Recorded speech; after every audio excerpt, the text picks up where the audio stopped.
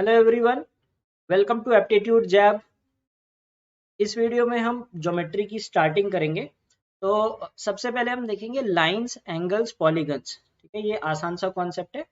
फिर इसके बाद हम नेक्स्ट पार्ट में हम ट्राइंगल्स के बारे में देखेंगे और फिर उसके बाद सर्कल्स के बारे में देखेंगे। ठीक है, ट्राइंगल्स में बहुत सारी प्रॉपर्टीज होती हैं, ऐसे ही सर्कल्स में भी कई प्रॉपर्टीज होती हैं। ठीक है, तो लाइंस, एंगल्स एंड पॉलीगन्स की बात करते हैं। सबसे पहले बात करते हैं पैरेलल लाइंस की, समानांतर रेखाएं। तो पैरेलल लाइंस क्या होती हैं? जो आपस में, देखो दो तरह की लाइंस होती हैं। एक तो जो आपस में इंटरसेक्ट करती हैं, ठीक है, और जो पैरेलल जाती हैं, मतलब जो कहीं भी आपस में नहीं टकराएंगी, वो पैरेलल लाइंस कहलाती हैं। ठीक है, अब इसमें कुछ प्रॉपर्टीज होती हैं, जैसे कॉरेस्पॉन्डिंग एंगल्स इक्वल होते हैं। कॉरेस्पॉन्डिंग एंगल्स किन्हें बोलते हैं? ये जो 2 और 6 है, 2 और 6 जो है वो कॉरेस्पॉन्डिंग एंगल है। ठीक है, ऐसे ही 3 और 7, देखो इस लाइन के नीचे, इस लाइन के भी नीचे, तो 3 और 7 भी कॉरेस्पॉन्डिंग एंगल हो गया। ठीक है, 1 और 5 भी कॉरेस्पॉन्डिंग एंगल हो गया, और 4 और 8 कॉरेस्पॉन्डिंग एंगल हो गया। तो ये इक्वल होते हैं, मतलब एंगल 1 एंगल 5 के बराबर होगा। ठीक है, एंगल 4 एंगल 8 के बराबर होगा। Alternate interior angles are equal. Alternate interior angles क्या होते हैं? ये जो जेड शेप बन रहा है ना, जेड शेप बन रहा है, तो ये 4 और 6 ये इक्वल होंगे। और एक जो इधर की तरफ बन रहा है 3 और 5, 3 और 5 ऑल्टरनेट क्या होता है? एक छोड़ के, एक अंतर, एक एंगल छोड़ के, ये एंगल छोड़ दिया, ये एंगल। ठीक है, तो ऐसे ये एंगल के बाद ये एंगल छोड़ दिया, ये एंगल, तो ये बराबर होते हैं। Alternate exterior angles are equal. Alternate exterior क्या हो जाएंगे? 1 और 7, के बाहर की तरफ को, और ऑपोजिट साइड में ये छोड़ के ये 2 और 8, तो ये बराबर होते हैं। ठीक है, और interior angles on the same side of transversal add up to 180 degree. Transversal या तिर्यक रेखा इसे कहते हैं जो दो पैरेलल लाइंस को ऐसे काटती है। Interior angles on the same side, जैसे 3 और 6, ठीक है, 3 और 6 एक ही साइड में, 4 और 5 एक ही साइड है, तो एंगल 3 प्लस एंगल 6 हो जाएगा 180 डिग्री। एंगल 4 और एंगल 5 हो जाएगा 180 डिग्री। ठीक है, तो आपको पैरेलल लाइन में कोई भी एंगल दिया हो, मान लिया आपको एंगल 2 दिया है 70 डिग्री, तो आप सारे एंगल निकाल सकते हो। तो ये कितना हो जाएगा? ये 110 डिग्री हो जाएगा, क्योंकि लाइन है। और ये 4 70 हो जाएगा, इक्वल हो जाएंगे ऑपोजिट साइड। 6 भी 70 हो जाएगा, ठीक है, 8 भी 70 हो जाएगा, 5 हो जाएगा इसके बराबर 110। तो दो तरह के एंगल बन के आएंगे, ये 110 हो जाएगा और एंगल 3 भी 110 हो जाएगा। ठीक है, सिंपल सा कॉन्सेप्ट होता है, बस पता होना चाहिए कौन से एंगल किसके बराबर होता है। फिर पॉलीगन्स, पॉलीगन्स में क्या होता है? पॉलीगन्स में आपको क्वेश्चन आएगा कि एंगल में सम ऑफ एंगल्स, टोटल जितने भी एंगल्स हैं उनका सम कितना है। जैसे ट्राइंगल का पता होता है 180 डिग्री होता है, क्वाड्रिलेटरल का 360 होता है, पेंटागन का 540 होता है। ऐसे ही मैं कहूंगा कि 15 साइड का पॉलीगन है, तो उसका सम कितना होगा। ठीक है, अब इसकी प्रॉपर्टीज, जो सम निकालने का तरीका होता है, ये होता है n-2 इंटू 180 डिग्री। तो अगर 6 साइड है, तो 6 साइड का हो जाएगा 4 इंटू 180, 720 डिग्री। ठीक है, अगर मैं कहूंगा कि 15 साइड्स हैं, तो 13 इंटू 180, यानी कि हो जाएगा 2340 डिग्री। तो इस तरह से आप n-2 इंटू 180 कर देते हो। ठीक है, sum of all exterior angles is equal to 360 degree. अब एक्सटीरियर एंगल्स होते क्या है? तो चलिए, जैसे एक हम फिगर बनाते हैं, ये हमने पेंटागन बनाया। तो अगर मैं इस साइड को आगे बढ़ा दूं, फिर इस साइड को उसी डायरेक्शन में बढ़ना है। हाँ, साइड आगे बढ़ा दी, फिर साइड आगे बढ़ा दी, ये साइड आगे बढ़ा दी, तो ये जो एंगल्स बन रहे हैं, ठीक है, ये जो एंगल्स बन रहे हैं, इनका टोटल होता है 360। चाहे वो कितनी साइड हो, चाहे 3 साइड हो, 4 साइड, 5 6 7 8 9 10, सबका टोटल होगा हमेशा 360 होगा। ठीक है, तो अगर हमें नंबर ऑफ साइड्स निकालनी है, ठीक है, नंबर ऑफ साइड्स निकालनी है, अगर रेगुलर पॉलीगन होता है, ये किसकी बात हो रही है? रेगुलर पॉलीगन की। रेगुलर पॉलीगन क्या होता है? जिसके साइड एंगल सब बराबर होते हैं। ये सारी साइड्स इक्वल होती हैं, all sides all angle equal. तो इसमें नंबर ऑफ साइड्स निकालनी है, तो 360 अपॉन एक्सटीरियर एंगल। ठीक है, तो अगर हमें एक्सटीरियर एंगल दिया है, तो हम नंबर ऑफ साइड्स निकाल सकते हैं, नंबर ऑफ साइड्स पता है तो हम एक्सटीरियर एंगल निकाल सकते हैं इस फॉर्मूले से। और फिर एक और कॉन्सेप्ट होता है interior plus exterior angle 180 degree. तो एक एग्जांपल लेते हैं, ऐसे कंफ्यूजिंग लग रहा होगा। मान लीजिए हम लेते हैं ऑक्टागन, ठीक है। ऑक्टागन में कितनी साइड्स होती हैं? ऑक्टागन में 8 साइड्स होती हैं। तो अगर हमें उसके सम ऑफ एंगल्स निकालनी है तो सम ऑफ एंगल्स हो जाएगा 6 इंटू 180 यानी कि 1080, ठीक है। एक तरीका तो ये हो गया सम ऑफ एंगल निकालना है। अगर हमें एक्सटीरियर एंगल का सम तो 360 है। अगर हमें एक्सटीरियर एंगल निकालना है, एक्सटीरियर एंगल कितना हो जाएगा? 360 upon number of sides, 360 upon 8 यानी कि हो गया 45 डिग्री, ठीक है। इंटीरियर प्लस एक्सटीरियर होता है 180, तो इंटीरियर एंगल कितना आ जाएगा?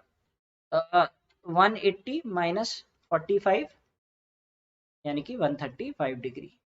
तो इंटीरियर एंगल आप ऐसे भी निकाल सकते हो, exterior sides upon exterior angle हो जाता है 360 divided by number of sides, ठीक है। ऐसे भी निकाल सकते हो और फिर उससे 180 से सब्ट्रैक्ट करके इंटीरियर निकाल सकते हो। दूसरा तरीका क्या है? दूसरा तरीका इंटीरियर एंगल डायरेक्ट निकालने का, हमें पता है 8 साइड्स हैं, ठीक है। तो टोटल सम कितना हो जाएगा? 6 इंटू 180 और डिवाइडेड बाय 8, क्योंकि सारे 8 एंगल बराबर होंगे तो ये हो जाएगा 3/4, 45 इंटू 3 135। तो ऐसे भी आप निकाल सकते हो और इस फॉर्मूले से भी आप निकाल सकते हो, ठीक है। अब कुछ क्वाड्रिलेटरल्स देख लेते हैं। क्वाड्रिलेटरल्स जो 4 साइड वाले होते हैं, इसमें क्या क्या आता है? पैरेललोग्राम आता है। पैरेललोग्राम में क्या होता है कि पैरेललोग्राम में सारी 2 ऑपोजिट साइड्स पैरेलल होती हैं, ठीक है। और ये साइड इसके बराबर होगी, ये साइड इसके बराबर होगी, ठीक है। और इसका एरिया होता है बेस इंटू हाइट। मान लो ये बेस है इसके और इसकी हाइट है h, बेस इंटू हाइट हो जाता है, ठीक है। रोम्बस क्या होता है? रोम्बस में चारों साइड्स बराबर होती हैं, तो ये साइड ये साइड ये साइड ये साइड सब बराबर होगा, ठीक है। और इसके क्या होता है? डायगोनल्स परपेंडिकुलर होते हैं। इसकी प्रॉपर्टी होती है कि जो डायगोनल्स होते हैं ये परपेंडिकुलर बाइसेक्टर होते हैं। परपेंडिकुलर और बाइसेक्टर दोनों का मतलब समझाता हूँ, ठीक है। परपेंडिकुलर का मतलब होता है 90 डिग्री पे जो मिलते हैं, 90 डिग्री एंगल बनता है।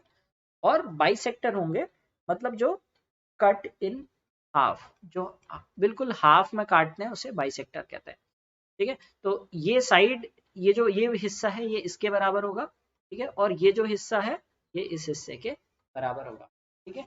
तो रोम्बस का एरिया होता है हाफ प्रोडक्ट ऑफ डायगोनल्स, ठीक है। तो रेक्टेंगल तो आपको पता ही है, लेंथ इनटू विड्थ। रेक्टेंगल क्या होता है? रेक्टेंगल एक तरह का पैरेललोग्राम है जिसमें सारे एंगल 90 डिग्री होते हैं, ठीक है। स्क्वायर क्या होता है? स्क्वायर एक तरह का रेक्टेंगल है जिसकी सारी साइड्स बराबर है, या तो आप कह सकते हो सारी साइड्स बराबर वाला रेक्टेंगल कह दो, या फिर आप सारे एंगल 90 डिग्री वाला रोम्बस कह दो, एक ही बात है। और ट्रेपीजियम में क्या होता है? ट्रेपीजियम में 2 साइड्स ये पैरेलल होती हैं और ये पैरेलल नहीं है आपस में, ये पैरेलल नहीं है। तो ट्रेपीजियम का एरिया क्या होता है? Half sum of parallel sides, A और बी मान लो 2 साइड्स हैं, और हाइट मतलब ये जो इनके बीच में दूरी होती है, ठीक है। हाइट होता है डिस्टेंस बिटवीन साइड्स, तो ये फॉर्मूले होते हैं। अब जरा कुछ सवाल देख लेते हैं इन कॉन्सेप्ट से रिलेटेड, ठीक है। तो ये पहला सवाल है, ये कह रहा है कि हमें ए बी और सी पता लगाने हैं इस इमेज में, ठीक है। तो ए बी और सी कैसे पता लगाएंगे? अच्छा, एक चीज हमें पता होनी चाहिए कि जब भी कोई 2 लाइंस इंटरसेक्ट करती हैं तो ये जो एंगल होते हैं ये इक्वल होते हैं, कि अगर ये ए है तो ये भी एंगल ए होगा, ठीक है। और अगर ऐसे लाइन जा रही है तो ये एक्स और वाई एंगल है, तो एक्स प्लस वाई हमारा 180 डिग्री होगा। तो ये बेसिक प्रॉपर्टी पता होनी चाहिए कि ये 2 ऑपोजिट वाले इक्वल होते हैं और ये 2 जोड़ के 180 डिग्री बनाते हैं, ठीक है। अब देखो क्या है, यहाँ पे 4b और a इक्वल हो जाएगा, सो a इक्वल टू 4b, ठीक है। अब देखते हैं किस ऑप्शन में a इक्वल टू 4b दिया है, सभी ऑप्शन में दिया है, तो इससे हमारा काम नहीं बनेगा। अब हमें क्या देखना है? अब ये वाला हिस्सा देखो 75, ये देखो ये एंगल देखो पूरा 75 plus a plus B, 75 plus a plus B हमारा कितना है? 180 डिग्री, ठीक है। अब a कितना है? 4b के बराबर है, तो 75 प्लस 5b हो जाएगा 180 डिग्री, ठीक है। 75 प्लस 5b 180 डिग्री हो गया, तो 5b आ गया हमारा 105 डिग्री, यानी कि b आ गया 21, b 21 आ गया तो a आ जाएगा 84। एक ही ऑप्शन है शायद इसमें 21 और 84 है, तो ये हमारा आंसर हो जाएगा। t कैसे निकालते हैं, a प्लस 2c हमारा 180 आएगा, ठीक है। a हमें पता है 84, 2c 180 हो जाएगा, 2c हो जाएगा हमारा 96, ठीक है, तो c आ गया 48। तो ऐसे हम तीनों निकाल सकते हैं, पर हमारा a और b से एक ही ऑप्शन दिख रहा है तो हम मार्क कर देंगे, c निकालने की जरूरत ही नहीं है। इस फिगर में हमें एंगल ALC निकालना है, ये जो एंगल A दिया है इसकी वैल्यू निकालनी है, ठीक है। अब आप सोचोगे यहाँ पे तो कोई ऐसी प्रॉपर्टी दिखी नहीं, ये पैरेलल लाइंस नहीं है, तो इसको हम क्या करेंगे, इसको हम थोड़ा स्मार्ट तरीके से करेंगे, हम यहाँ पे एक लाइन खींच देंगे, ठीक है। हमें पता है कि पैरेलल लाइंस की प्रॉपर्टीज पता है हमें, तो हम यहाँ से एक पैरेलल लाइन बना देंगे, ये हमने पैरेलल लाइन बना दी, तो ये कितना है 105 है, ठीक है, और ये कितना है 120 है, ठीक है। तो ये 180 होना चाहिए, ये प्लस ये, तो ये आ जाएगा 60, ठीक है।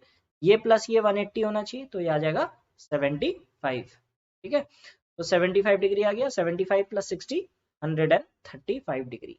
तो पैरेलल लाइन की प्रॉपर्टी पता होनी चाहिए, और जहां पे जरूरत पड़े, ज्योमेट्री में ऐसे ही होता है, जैसे कहीं पे सर्कल में आपको पता है कि सेंटर से रिलेशन है तो सेंटर से जोड़ दो, यहाँ पे पैरेलल लाइन का कॉन्सेप्ट यूज हो रहा है तो यहाँ से पैरेलल लाइन ड्रॉ कर दो, तो हम ये एंगल पता लगा सकते हैं। ये सिंपल सा क्वेश्चन है पैरेलल लाइन का। हमें पता है कि ये जो ऑल्टरनेट एक्सटीरियर एंगल होता है, ये एंगल इस एंगल के बराबर होगा, कैसे होगा, ये इसके बराबर होगा और ये इसके बराबर होगा, तो हमें पता है ये एंगल बराबर होते हैं, तो 3y plus 53 equal to 7y minus 55, इधर ले आओ तो 4y आ जाएगा आपका 108, y आ जाएगा 27। सिंपल प्रॉपर्टी पता होनी चाहिए, ठीक है। तो ज्योमेट्री में क्या है, आपको सारी प्रॉपर्टीज और थ्योरम्स याद होने चाहिए, ठीक है। इनको आप एक जगह पे, ये मैंने बेसिकली आपको सभी चैप्टर में स्टार्टिंग में बता देता हूँ, ठीक है। वो आप बस एक चीज उसको आप नोट करके रख लीजिए कहीं नोटबुक पे, और बस उसको रिवाइज कर लीजिए, तो आप सारे क्वेश्चन कर सकते हो, ठीक है। आपको सारी प्रॉपर्टीज मन में होनी चाहिए। अब इसमें हमें x की वैल्यू निकालनी है, ठीक है? अब क्या है, ये देखो ये 121 है, तो ये लाइन यहाँ से सीधी जा रही है, तो मतलब x प्लस 50 होगा हमारा 121, x आ जाएगा 71। ये भी आसान था। अब यहाँ पे आपको कुछ खूब सारे एंगल्स दिए, आपको इसमें से x की वैल्यू पता लगानी है। अब इसे किस तरह से करेंगे, ठीक है, आपको x की वैल्यू पता लगानी है, तो अगर आपको ये एंगल पता चल गया तो आप x बता सकते हो, ठीक है, क्योंकि ये एंगल x के बराबर है, ठीक है। अगर ये एंगल पता लगाना है, ये आपको ट्रायंगल दिख रहा है, ये ट्रायंगल है, अगर ये एंगल ये कितना हो जाएगा, ये 39 है तो ये भी 39 हो जाएगा, तो ये एंगल x हो जाएगा, तो x प्लस 76 प्लस 39 टोटल हो जाएगा 180 डिग्री, x आ जाएगा आपका 65 डिग्री, ठीक है। तो वही ट्रायंगल के एंगल्स का सम 180 डिग्री होता है, और ये ऑपोजिट एंगल्स बराबर होते हैं, ठीक है। सिंपल से कॉन्सेप्ट है, ध्यान रहना चाहिए कि कहाँ पे कौन सी प्रॉपर्टी यूज होगी। अब ये थोड़ा सा लंबा सा सवाल है, मतलब इसमें थोड़े खूब सारे एंगल्स निकालने, तब जाके आपको एंगल ABC पता चलेगा, ठीक है। हमें एंगल ABC निकालना है, कैसे निकालेंगे, इसमें हमें ये एंगल निकालना है, तो हमें ये एंगल हम पता लगा सकते हैं, ये एंगल क्या हम पता लगा सकते हैं, देखो हमें ये निकालना है, इस एंगल को निकालने के लिए हमें ये एंगल चाहिए होगा, क्योंकि हम 3 एंगल से निकाल देंगे, इस एंगल के लिए हमें ये एंगल चाहिए होगा, ठीक है। इसको आप कैसे करते हैं, आप इसको रिवर्स सोचो, ठीक है, you should think reverse that how will we find the angle. हमें ये निकालना है, तो अगर आप पहले से सोचोगे हम कहाँ से स्टार्ट करें तो आपको दिक्कत होगी, पर आप उल्टा सोचोगे कि ये निकालना है तो इसके लिए हमें ये निकालना है, इसके लिए हमें ये निकालना है, ठीक है। इस एंगल के लिए हमें ये 2 एंगल चाहिए होंगे, ट्राइंगल से निकल जाएंगे, ये एंगल से ये निकल गया 61 आ जाएगा। ठीक है, ये एंगल कैसे निकलेगा, ये एंगल निकलेगा यहाँ से। ये एंगल निकालने के लिए अगर हमें ये दो एंगल मिल गए तो हम निकाल सकते हैं। ठीक है, तो हमने क्या करा, उल्टा सोचा, रिवर्स सोचा, तो हमारा आंसर आ जाएगा। ये देखो ये क्या आ जाएगा 45 हो जाएगा, क्योंकि ये क्या होना चाहिए 180 लाइन है, ये हो जाएगा 75। 45 प्लस 75 कितना हो गया 120। 180 में से 120 माइनस कर दो, ये हो जाएगा 60, तो ये भी हो जाएगा 60। ठीक है, टोटल होना चाहिए 180, 60, 61, 121, ये हो जाएगा 59। ठीक है, 59। अब ये कितना हो गया 59, ये हो जाएगा 121। ठीक है, 180 होना चाहिए, ये हो गया 161।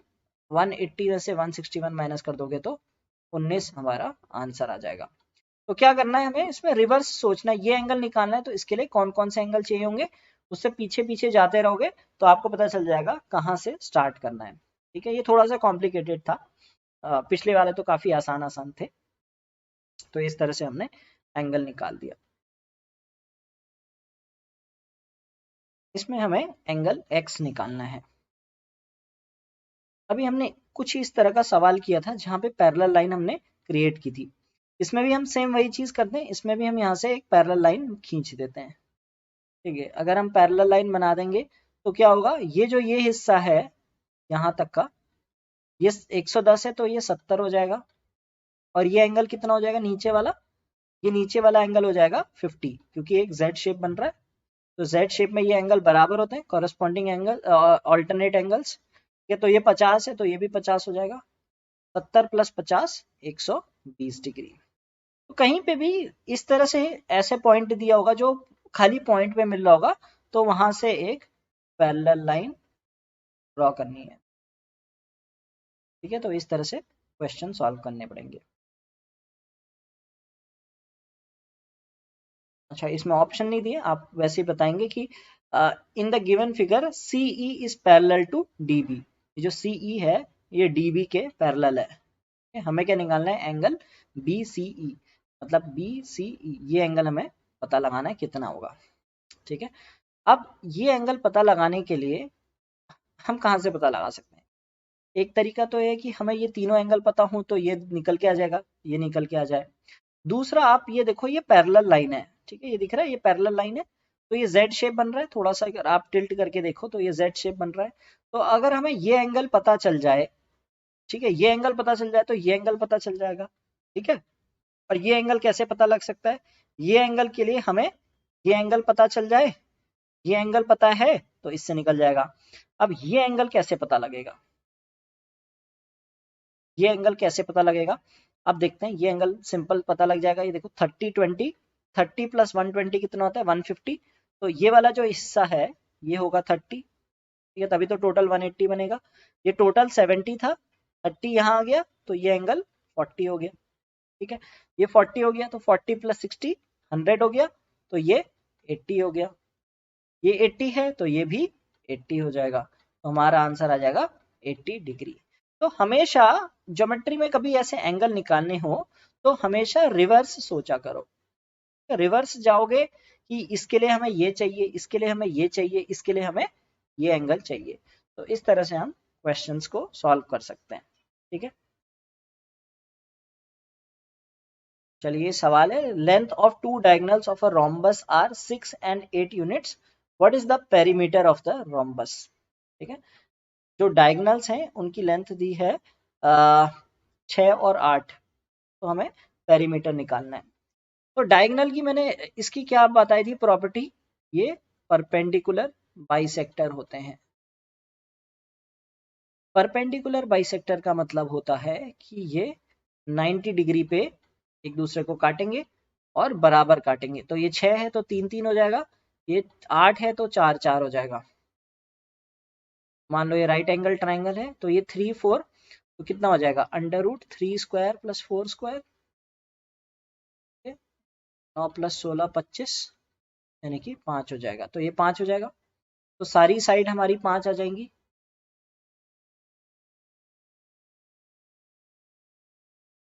सारी साइड 5 आ गई तो 5 5 5 5, यानी कि 20 हमारा पेरीमीटर आ जाएगा। ठीक है, तो प्रॉपर्टी पता होनी चाहिए एंगल परपेंडिकुलर बाइसेक्टर होते हैं, diagonals.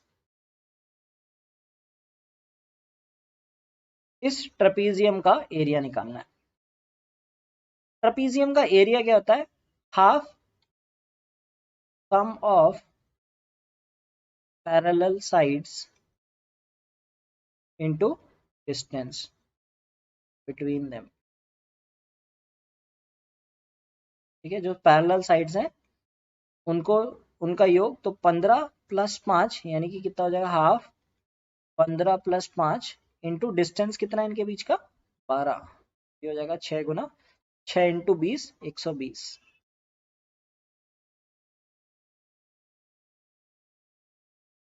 What is the difference between the angle of a regular octagon and decagon? ठीक है, ऑक्टागन में कितनी साइड्स होती हैं? 8 साइड्स होती हैं। ठीक है, अगर आप हिंदी में करते हैं तो आपको आसानी से समझ में आ जाता है, अष्टभुज और दशभुज। ठीक है, डेकागन में 10 साइड्स होती हैं। ठीक है, ऑक्टागन का एंगल कितना होगा? देखो n-2 इंटू 180 होता है आपका टोटल एंगल। ठीक है, डिवाइडेड बाय n, तो ये आ जाता है आपका एंगल, जो इंटीरियर एंगल होता है, तो ये हो जाता है आपके एंगल का वो फॉर्मूला। ठीक है, तो ऑक्टागन के केस में हो जाएगा ये आपका 6 इंटू 180/8, 3/4, 45 दिया 135 डिग्री। ठीक है, और डेकागन के केस में हो जाएगा 10 साइड है तो 8 इंटू 180/10, तो ये 10, ये हो जाएगा 18 इंटू 8 144। ठीक है, तो डिफरेंस कितना आ गया? 9 डिग्री। ठीक है, एक तरीका ये है। दूसरा तरीका ये है, आप एक्सटीरियर एंगल भी निकाल सकते हो। ठीक है, एक्सटीरियर एंगल ऑक्टागन का कितना हो जाएगा? 360/8 यानी कि 45। ठीक है, और डेकागन का हो जाएगा 360/10 यानी कि 36। तो डिफरेंस 9 ही रहेगा। ठीक है, तो एक्सटीरियर प्लस इंटीरियर 180 होता है। A regular polygon has exterior angle of 15 degree. Find the sum of its angles. एक पॉलीगन है, उसके एक्सटीरियर एंगल है 15 डिग्री। हमें क्या निकालना है? Sum of angles. तो एक्सटीरियर एंगल 15 है तो इंटीरियर कितना हो जाएगा? 180 माइनस एक्सटीरियर यानी कि 165 डिग्री हो जाएगा। ठीक है, 165 डिग्री हो गया, तो सम ऑफ एंगल्स क्या हो जाता है? n-2 into 180। नहीं सॉरी, इसमें इंटीरियर एंगल नहीं निकालते, इसमें हम सीधे वो निकाल दो कि number of sides, number of sides हो जाएगा 360 अपॉन ये आपका एक्सटीरियर एंगल, तो 360/15 यानी कि 24 साइड्स हो जाएंगी। ठीक है, तो सम ऑफ एंगल्स हो जाएगा n-2 इंटू 180 डिग्री।